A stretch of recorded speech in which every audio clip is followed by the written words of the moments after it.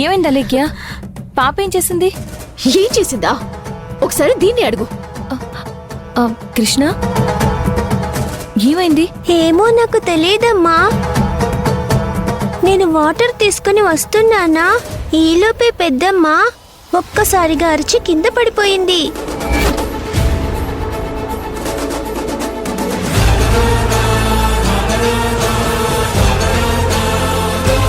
చేసిందంతా చేసి ఎంత బాగా మాట్లాడుతుందో చూడు.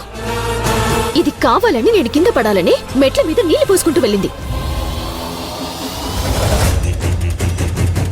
అలేఖ్య, చీకట్లో నేను చూసుకోకుండా కాలు జారి పడ్డాను. నా నడుం విరిగిపోయింది. చిన్నపిల్ల కావాలని ఎందుకు చేస్తుంది? ఏదో అనుకోకుండా కింద పడి ఉంటాయి. ఆ మాత్రం దానికి పాపను అలా అనాలా? మాధవ్, కింద మీ ఆవిడ పడి మీ ఆవిడ నడుం విరిగుంటే అప్పుడు నీకు తెలిసొచ్చేది.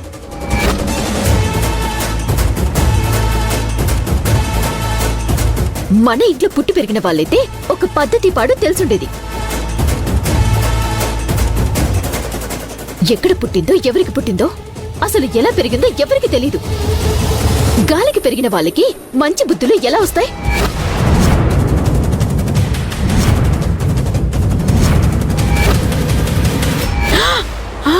అయ్యో,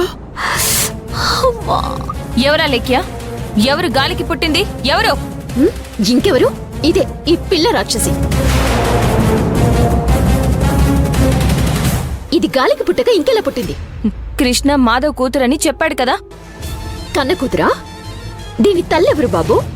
దీని తల్లి నిజంగా మంచిదే అయ్యుంటే దీంతో పాటు ఆవిని కూడా తీసుకునొచ్చి నువ్వు ఇంట్లోనే పెట్టుకునేవాడు కదా.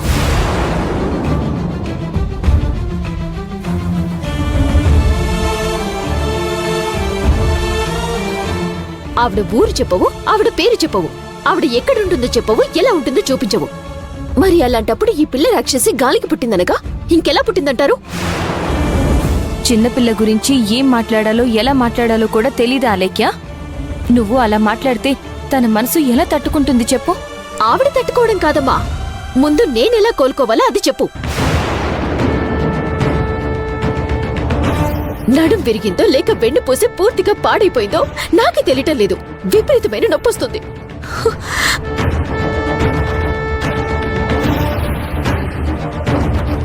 అత్తయ్య, మావయ్య, ఇప్పుడు చెప్తున్నాను.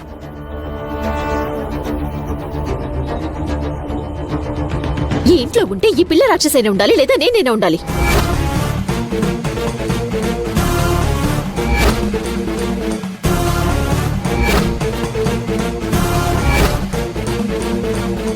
మర్యాదగా దీన్ని బయటికి పంపిస్తారా లేదా? నా మీద జాలి దయ కాస్తైనా ఏమైనా ఉంటే కనీసం దాన్ని హాస్టల్లోనైనా పడేయండి.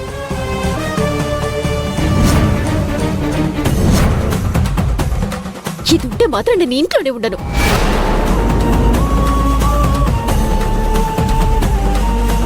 నేను హాస్టల్కి వెళ్ళను. నేను అమ్మ వాళ్ళ దగ్గరే ఉంటాను. చూసారా చూసారా, ఇది ఇంత లేదు, ఎదురు సమాధానం చెప్తుంది. దీన్ని అమ్మా, అలేఖ్య,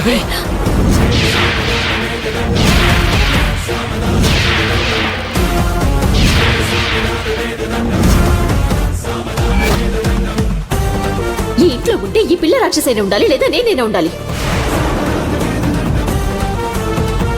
ఈ ఇంట్లో ఉంటే ఈ పిల్ల రాక్షసైనా ఉండాలి, లేదా నేనైనా ఉండాలి. దీన్ని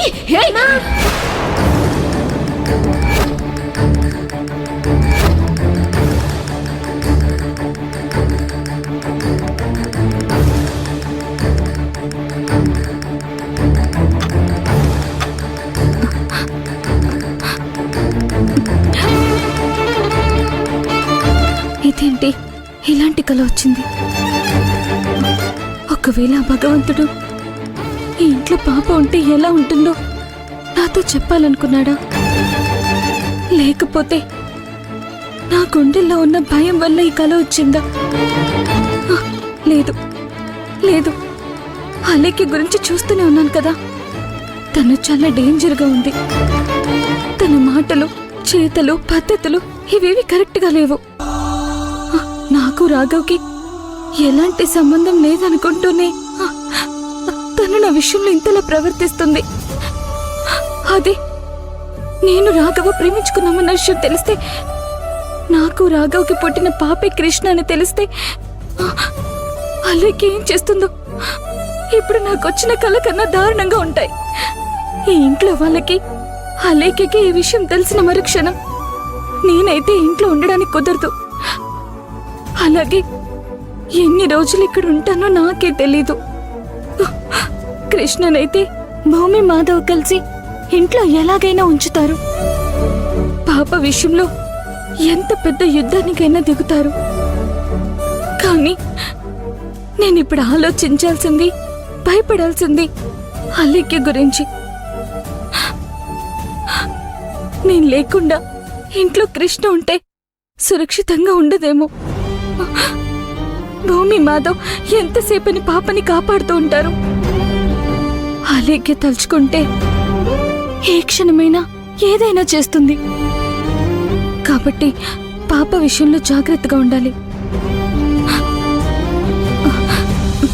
వెంటనే నాకొచ్చిన కల గురించి భూమికి చెప్పాలి.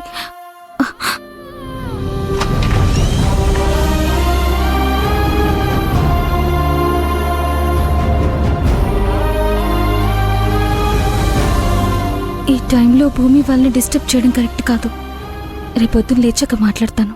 నిమిషం నిమిషం చితిలాయగసే బతుకే బరువై నరకం చూపేలే హృదయం హృదయం సెగలా మరిగే సుడిలో పడితే గమనం శూన్యమే తనుకి గాయమైనచో తదుపరి మాసిపోవుగా మనసుకి గాయమైతే మానిపోదుగా ఒలికిన కంటి నీటితో రగిలిన మంటలారున చెదరిన జ్ఞాపకాల జాడ శూలమై తాకేనా నిమిషం నిమిషం చితిలాయగసే బతుకే బరువై నరకం చూపేనే